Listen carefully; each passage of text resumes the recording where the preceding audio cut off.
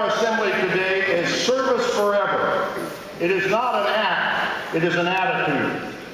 The members of the Patriot Guard Riders have made a commitment to honor America's fallen heroes. They ride at funerals. They ride when troops leave on missions or return from foreign countries. They honor the veterans who are homeless and have no families.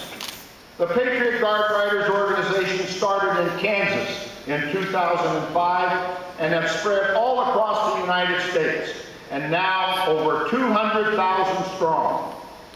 They are not all veterans. They are not all motorcycle riders, but they are absolutely committed to service forever for American military personnel. They believe in America. A few moments ago, I introduced to you Mrs. Pat Brehony and her daughter, Mrs. Pam Brehony Bowles. Mrs. Brehony worked for the Oregon City School District for almost 30 years. From 1974 to 1981, she was an instructor's aide and counseling secretary at the Jackson campus.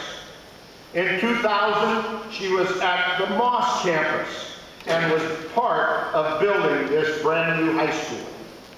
Her husband, Mr. Fred Mahoney, was a Navy yeoman from 1961 to 1966, serving as a captain's aide. He was a tin can sailor, meaning he served on a destroyer. He was stationed in Japan, Guam, and the Philippines.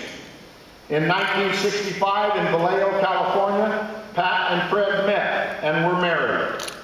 They later moved north and were residents of Oregon City for 36 years.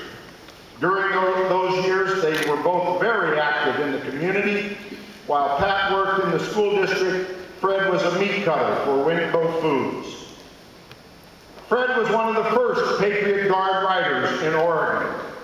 He was a giving, honest, and loving person.